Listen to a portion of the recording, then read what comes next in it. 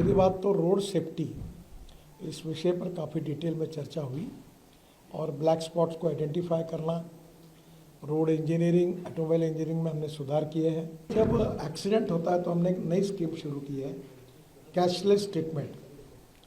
और एक्सीडेंट होने के बाद तुरंत 24 घंटे के अंदर जैसे पुलिस में इंफॉर्मेशन जाएगी तो डॉक्टर जो होगा उसको, वो जो पेशेंट एडमिट होगा उसको 7 दिन तक ट्रीटमेंट का खर्चा या मैक्सिमम अप टू 1.5 लाख रुपए हम तुरंत देंगे उसकी ट्रीटमेंट के लिए। धीरे धीरे हमारे यहाँ के सब कार मैन्युफैक्चरर स्टार रेटिंग पे अपनी गाड़ियाँ भेज रहे, जिसके कारण क्वालिटी में बहुत सुधार हुआ है। ई रिक्शा के लिए भी हम लोग ये करेंगे कि इसकी कीमत ना बढ़े पर इसकी क्वालिटी अच्छी हो, और ये 2-2 साल में ख़राब हो जाती है, गरीब लोग फंस जाते हैं। तो अब इसका स्टार रेटिंग होगा और स्टार रेटिंग के कारण गरीब लोग अच्छे क्वालिटी का ही रिक्शा खरीदी करेंगे। हमारे संविधान में ट्रांसपोर्ट ये सब्जेक्ट जो है ये कॉन्करेंट लिस्ट में आता है। जिन विषयों पर कानून बनाने का अधिकार राज्य को होता है वो स्टेट लिस्ट होती है, जिसमें भारत सरकार को होता है वो सेंट्रल लिस्ट होती है, और जिस पर दोनों को होता है वो कॉन्करेंट लिस्ट होती है। तो आज हमने राज्य के मंत्रियों को बुलाया था।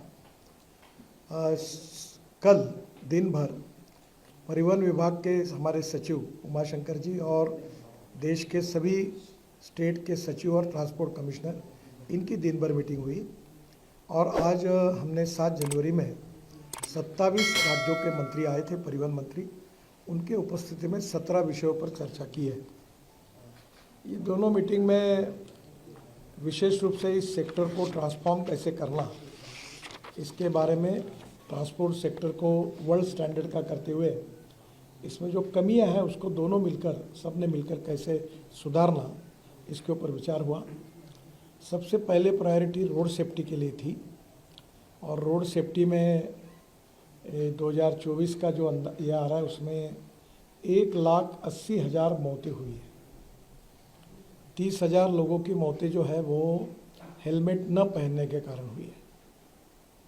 दूसरी गंभीर बात यह है कि 18 से 34 वयोवर्ग में 66% मौतें हुई है। हमारे स्कूल और कॉलेज के सामने एग्जिट एंट्री पॉइंट में उसकी ठीक व्यवस्था न होने के कारण 10,000 बच्चों की मौतें हुई है। हमारी स्कूल के लिए जो ऑटो रिक्शा है और जो मिनी बस है उसके बारे में भी हमने नियम बनाए ताकि इसके एक्सीडेंट में बड़े प्रमाण पर मौतें हुई है। तो पहली बात तो रोड सेफ्टी, इस विषय पर काफ़ी डिटेल में चर्चा हुई और ब्लैक स्पॉट्स को आइडेंटिफाई करना, रोड इंजीनियरिंग, ऑटोमोबाइल इंजीनियरिंग में हमने सुधार किए हैं, और ड्राइवर्स के बारे में लेन डिसिप्लिन है। बाद में सिग्नल का कानून के प्रति आदर और सम्मान रखने के लिए ड्राइविंग लाइसेंस के न होने के कारण ऐसे भी लोगों ने गाड़ियाँ चलाई, उसके कारण भी करीब 3,000 मौतें हुई है। तो ये सब आइडेंटिफाई करके रीज़न पे चर्चा हुई और आगे सब ने मिलकर ये निर्धार तय किया है कि हम इसको कम करने की कोशिश करेंगे। दूसरा इम्पोर्टेंट एजेंडा था वो ड्राइविंग ट्रेनिंग सेंटर का था। हमारे देश में 22 लाख ड्राइवर्स की कमी है और उसके ऊपर भी आज हमने एक नई पॉलिसी बनाई है, और वो पॉलिसी जो है इस किताब में जो आपको देंगे तो ये भी चर्चा उसमें हुई। बाद में जब एक्सीडेंट होता है तो हमने एक नई स्कीम शुरू की है, कैशलेस ट्रीटमेंट।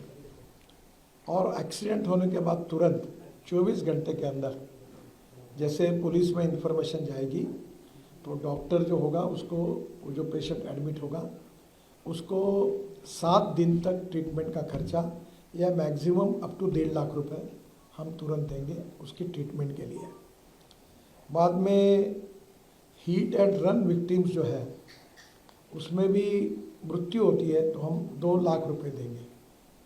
इसके साथ साथ ये कैशलेस ट्रीटमेंट में हमने पायलट प्रोजेक्ट कुछ राज्यों में किए, कुछ कमियां ध्यान में आई, उसको सुधार कर अब नए आदेश हम वितरित करेंगे और ये भी निश्चित रूप से उपयोगी होगा। IIT मद्रास ने एक अच्छा ऐप तैयार किया है जिसमें ट्रांसपोर्ट सेक्टर को एक प्रकार जो अनेक रिफॉर्म है वो सब उसमें आए हैं, तो उसको भी लॉन्च किया गया। हम सर्कुलेशन इकोनॉमी को प्रधानमंत्री जी ने बहुत प्राधान्य दिया है और इसलिए स्क्रैपिंग पॉलिसी इसके बारे में डिटेल चर्चा हुई। अभी जो गाड़ी लेते समय जो रजिस्ट्रेशन फ़ी होती है उसमें अगर आपके पास स्क्रैपिंग सर्टिफिकेट होगा तो नई गाड़ी खरीदते समय आपको 50% यानी 50,000 रुपये की सहूलियत देने की योजना है। उसके साथ साथ जो मैन्युफैक्चरर है उन्होंने 1.5 से 3% तक कॉस्ट में अगर सर्टिफिकेट हो तो वो भी सहूलियत देंगे। अब नई गाड़ी खरीदते समय पुरानी गाड़ी को स्क्रैपिंग करने के बाद उसके सब फायदे जो है अब मिल रहे हैं और जिसके कारण देश में बड़े प्रमाण पर ये स्क्रैपिंग सेंटर शुरू हुए हैं। अभी ये संख्या हमारी अपेक्षा से कम है, करीब 78 to 82 वहाँ भी चालू हुए हैं, पर कम से कम 1,500 सेंटर्स खुले। और जो भारत सरकार की योजना है कि राज्य सरकार अगर अपनी गाड़ियाँ बसेस ट्रक स्क्रैपिंग करती है तो उनको कुछ मदद भी दी जाती है, उसके ऊपर भी चर्चा हुई। और ये भी आज मीटिंग की प्रमुख विशेषता थी। स्क्रैपिंग के कारण हमारी ऑटोमोबाइल इंडस्ट्री बहुत आगे जाएगी, क्योंकि aluminium, copper, rubber, steel and plastic इसका रिसाइकलिंग होता है। और अभी कुछ स्पेसिफिक पार्ट ऐसे हैं, अभी मारुति का स्क्रैपिंग सेंटर है सुजुकी का, उसके पार्ट जापान में एक्सपोर्ट हो रहे हैं और टायर जो है उसकी भी पाउडर अब बिटुमेन में डाल रहे हैं। तो ये एक सर्कुलेशन इकोनॉमी बनेगी। तो इसमें स्क्रैपिंग पॉलिसी के कारण देश में नए रोजगार निर्माण होंगे। भारत सरकार और राज्य सरकार का मिलकर 18,000 करोड़ का जीएसटी बढ़ेगा और इसके साथ हमारा एक्सपोर्ट बढ़ेगा। हमारी ऑटोमोबाइल इंडस्ट्री पहले 7वें नंबर पे थी, अभी 4 महीने पहले हमारी इंडस्ट्री ये 4थे नंबर से 3रे नंबर पर आई है। हमने जापान को पीछे डाला है। हमारी इंडस्ट्री का एक समय साइज जब 14 में हमारी सरकार आई तब 7 लाख करोड़ का था। अभी हमारे ऑटोमोबाइल इंडस्ट्री का साइज 22 लाख करोड़ का है। अमेरिका नंबर 1 पर है, उनका 78 लाख करोड़ है। चाइना नंबर 2 पर है, उनका 47 लाख करोड़ है और भारत 22 लाख करोड़ है। अभी इसके सबके कारण हम लोग जिस प्रकार से स्क्रैपिंग पॉलिसी ऑटोमोबाइल को प्रोत्साहन मिला है, अल्टरनेटिव और बायोफ्यूल में हम वर्ल्ड में लीड कर रहे हैं। CNG, LNG, ethanol, methanol, hydrogen, green fuel और अल्टरनेटिव फ्यूल, इलेक्ट्रिक, हाइड्रोजन, तो उन सब की चर्चा भी इस मीटिंग में हुई। ये जो हमने ड्राइविंग सेंटर के साथ फिटनेस सेंटर जोड़ दिए, उसके ऊपर हमारा अनुदान भी है, तो उसके कारण ये भी काफ़ी बड़े प्रमाण पर आएगी। हमारी बहुत अच्छी स्कीम यशस्वी हुई है, भारत एनकैप। अब इसकी स्टैंडर्ड होते हैं स्टार रेटिंग, और हमारे यहाँ पहले बहुत सी हमारे यहाँ की कुछ गाड़ियाँ थी वो स्टार रेटिंग में फेल हो गई और वर्ल्ड में वो भेजी गई थी। अब धीरे धीरे हमारे यहाँ के सब कार मैन्युफैक्चरर स्टार रेटिंग पे अपनी गाड़ियाँ भेज रहे, जिसके कारण क्वालिटी में बहुत सुधार हुआ है। 6 एयरबैग्स भी आई है, कुछ जगह 7 भी आई है। तो ओवरऑल ये सुरक्षा के दृष्टि से ये जो भारत एनकैप का जो रेटिंग हुआ, ये इसके कारण ऑटोमोबाइल सेक्टर में एक क्वालिटेटिव चेंज आया है। आज हमने एक बात का निर्णय किया कि हमारे ई रिक्शा 2014 में हमने लाए थे और ये रिक्शा की विशेषता ये थी कि 2 करोड़ लोग आदमी को खींचने का काम करता था और विशेष रूप से कुछ जगह पे आदमी को कंधे पे जू रखकर फिर खींचता था। तो मुझे हमारे डिपार्टमेंट की ये 11 साल की सबसे बड़ी उपलब्धि कोई है, तो ये जो सामाजिक और आर्थिक शोषण था गरीब व्यक्ति का, उससे हमने मुक्ति दिलाई और मैकेनाइज्ड ड्रिवन ई रिक्शा देश में लाई। अब ई रिक्शा के बाद ई कार्ट भी आई, कोई बोरा 1 क्विंटल का पीठ पर नहीं रखता, तो वो भी ई कार्ट में आया। अब ये ई रिक्शा में ऐसा हुआ कि सस्ता, उस समय हमने गरीबों के हितों में ध्यान में लेकर उसके कोई स्टैंडर्ड ज़्यादा पक्के नहीं किए, जो एग्जिस्टिंग मार्केट पे ISI स्टैंडर्ड पार्ट से वो यूज़ करके वो बनाओ, ये हमने अनुमति दी थी। पर अभी आज हमने आज तय किया कि जैसे हमने भारत एनकैप ये 4 व्हीलर के लिए और बाकी के लिए जो स्टैंडर्ड्स विशेष रूप से तय किए हैं, तो ई रिक्शा के लिए भी हम लोग ये करेंगे कि इसकी कीमत ना बढ़े पर इसकी क्वालिटी अच्छी हो।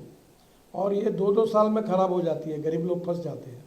तो अब इसका स्टार रेटिंग होगा और स्टार रेटिंग के कारण गरीब लोग अच्छे क्वालिटी का ही रिक्शा खरीदी करेंगे।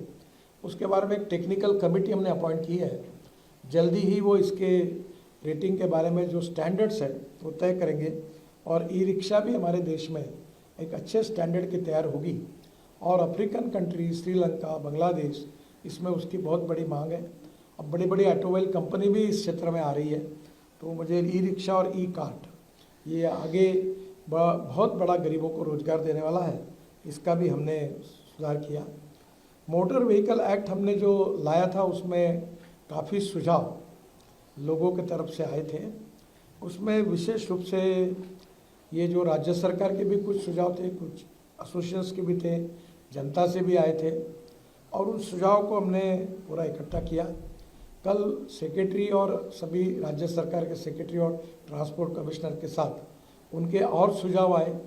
सब सुझाव पर अध्ययन करके 1 महीने तक इसका पूरा ड्राफ्ट फाइनल करके हम कैबिनेट के लिए ये बिल भेजेंगे और भविष्य में आने वाला जो अधिवेशन है उसमें हम ये मोटर व्हीकल एक्ट जो प्रपोज है अमेंडमेंट के साथ वो भी हम उसमें सुधार बिल पार्लियामेंट के